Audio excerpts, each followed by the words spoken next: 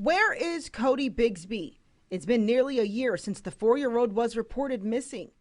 Hey everyone, my name is Amanda, and welcome to my channel where we talk about all things true crime related.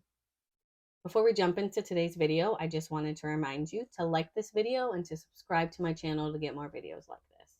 As a reminder, all my social media handles and links will be in the description box. Today's case is from Hampton, Virginia. We're going to talk about the case of 4-year-old Codi Bigsby. So, at the time of his disappearance, Cody Bigsby was living with his father, Cory, his older brother, who was 5 years old, and then he had two younger twin brothers who were 2 years old. According to Cody's aunt, he was a very loving child. However, we don't have too much to report on, sadly, about 4-year-old Cody's personality or the things he enjoyed in life. I think it's best for this case to just go through the timeline, starting with the day that it allegedly all started, January 31st, 2022, when 43-year-old Cory Bigsby called 911 at about 9 a.m. to report his 4-year-old missing. According to Cory, he last saw his 4-year-old about 7 hours prior to the 911 call, which would make it about 2 a.m. He said that he was last seen wearing black clothes, all black clothes, and Spider-Man sandals, and that when he woke up, roughly at about 9 a.m., Cody was just gone. So police arrived on scene at 9:16, and shortly after that, about 8 minutes later, the canines arrived on scene to start helping assist with searching for Cody. At about 10:47, the Hampton Police Department made a request for the FBI for assistance in searching for Cody. Following the FBI request at about 11 a.m., the Hampton Police Department released a description of Cody to the public, stating that he's about 3 feet tall and he was last seen, like I said, wearing all black and Spider-Man sandals.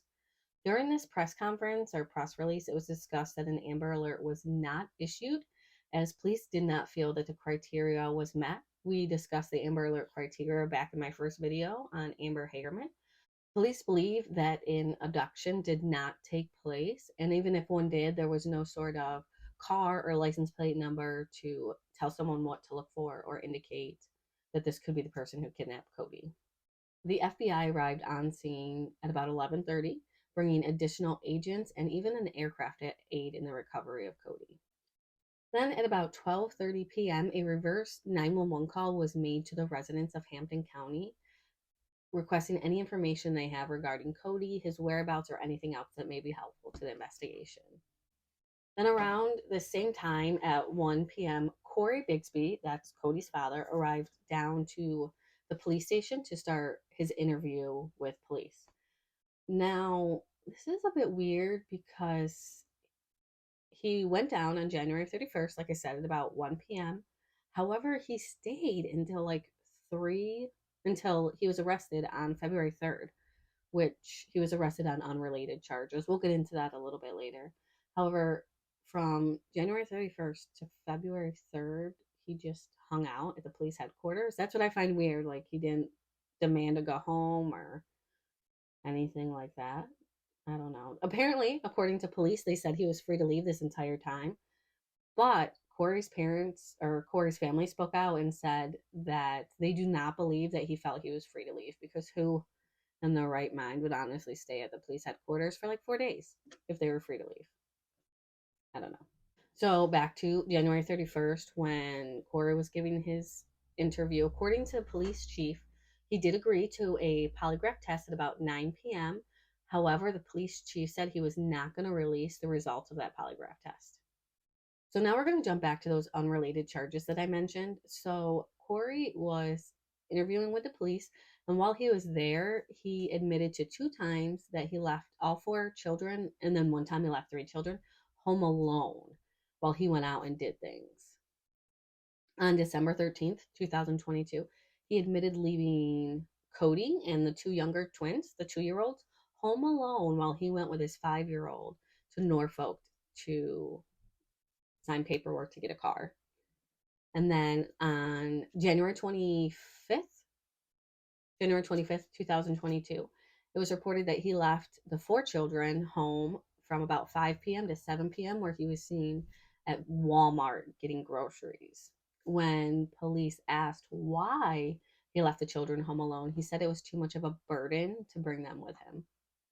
So these two admissions, one leaving children home, leaving 3 children home alone one time, and then the next time leaving 4 children home alone, these two brought about felony child endangerment charges.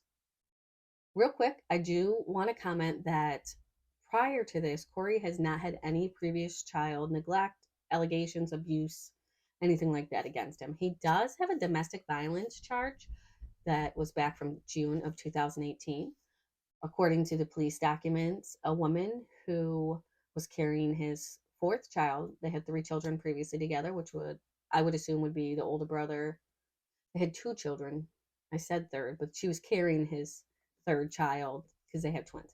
So she was carrying his third child, and they previously had Cody and then the older brother, who is now 5 in this. So according to her, she said that Cory came home screaming and yelling at her about her cheating on him, and that the fight eventually got physical, where he would push her down, he hit her head against the wall, and at one point he allegedly choked her. Now, these charges were eventually dropped, though, in December of 2018. So speaking of Cody's mother, police did indicate that she was cooperating with the investigation and that she did live out of the area in Washington, D.C. I'm not entirely sure why Cory had full custody of them, especially because it doesn't seem like he was a great father. I couldn't find anything into those dynamics. All the police basically said was that she was cooperating with the investigation. So while all this was going on with Cory down at the police station, police continued their search for Cody and requested members of the community to come forward with any information they had about the last time they saw Cody, the last time they saw Cody and his brothers outside with their father, just basically any information, because according to the police chief, the information that Cory was providing about the last time he saw Cody did not match evidence that they had. So they did not believe them. So during the course of this investigation, the police chief of Hampton County notified the public that at one point during this 3-day interrogation, roughly around 4 a.m. on the morning of February 1st, there was a heated disagreement between the lead detective and Cory Bigsby. And it was said this was over the polygraph test, which makes me believe that he did not pass it, just because there was an argument about it. However, the argument ensued between the lead detective and Cory asked for a lawyer twice, and both times this request was disregarded. And for those of you that follow true crime, we know this is not good. It can cause further issues down the road in regards to a trial, if anything came out after that. However, thankfully, everything he admitted to in regards to leaving the children home alone was prior to that. So the police feel that their case against him is solid for that. But they reported they wanted to be transparent with the community and policed themselves basically on the fact that they violated his rights. Now, as the months have gone on, there has been continued search for Cody. However, the prosecutors announced in April of 2022 that they do not believe that Cody is alive anymore, unfortunately. Also, during the months following the arrest, Cory's family spoke out, indicating that he was a loving father, that he was honorably discharged after an entire career in the Navy, not the Navy, the Army. Sorry, I was in the Navy. He was discharged from the Army after a full career as an E7, and that he's a great father. However, I do not agree with this. I don't believe anyone that leaves their children home alone with no way to call the police, even if a 5-year-old knew how to call the police, still no way to contact anyone for help. Leaving children home alone like that constitutes as not a great father, in my opinion. And there really hasn't been too many updates in the case other than police think that Cory's the only person of interest, and he definitely knows more than he's saying. Now, as far as the case regarding the 7 charges of child endangerment, a grand jury was called in order to ensure that there was enough evidence to charge him with these counts. And according to that grand jury, they came back and are now charging him with 30 counts, 28 felonies, and 2 misdemeanors. He was charged with 7 counts of child neglect and endangerment, 15 counts of child neglect relating to leaving children alone, 2 direct counts of child abuse, 4 counts of child neglect related to child abuse charges, and 2 misdemeanor charges of failing to seek medical attention for an injured child. So currently, Cory remains in jail. He has been denied bond 5 times since his arrest in February of 2022. His trial was originally supposed to go in November of 2022. However, his lawyer requested a competency exam to ensure that he was able to help in his defense and all that good stuff. So the trial was postponed. It looks like the next court date is January 27, 2023. And of course, as more updates come out about either Cody's disappearance or anything regarding Cory's neglect charges, because unfortunately this may be as close as we get to anything for Cody. We'll have to wait and see if police find anything else, if they're able to charge him with his disappearance. We're really unsure about where this is going to go. Authorities ask anyone with information about Cody's disappearance to contact Hampton Police Division at 757-727-6111 or the crime line at 188 Lock You Up. All right, so if you've made it this far, I truly appreciate you and cannot thank you enough. If you can go ahead and like the video and subscribe to my channel, it really helps me grow. Leave any ideas for cases that you would like to see in future videos in the comments. And all my social media handles will be in the description box. And until next time, stay safe out there. The world can be an ugly place. Now to a story that has captivated the Hampton Roads community for nearly a year. The search for missing 4-year-old Codi Bigsby continues. Community members say they will not give up until the young child is home safely.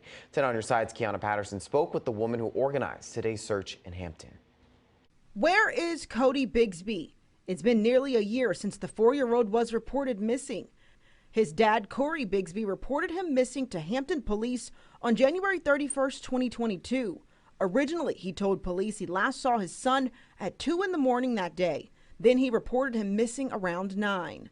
HPD launched a search near the family's home on Old Buckrow Road. Volunteers who have never met Codi say they won't give up hope. We haven't stopped searching for Codi. Bianca Renee planned to search at the location some call Camp Codi. I, in my opinion, still believe that he is still here, and I am not giving up, and we are not giving up. He is a beam of light. In this new year, Renee plans to have bi-weekly searches to keep his name alive. Having a fresh mind and a new set of eyes and doing things a little bit differently can bring out answers. She plans another search January 14th at 1. My hope is just to find answers. Like that is my true hope. And on the last day of the month, 6 women and a notebook plan a candlelight vigil for Codi at 6 o'clock near the Codi fence. We are leading with love, right? I want to make sure that people understand it's all love in the community. Kiana Patterson, 10 on your side.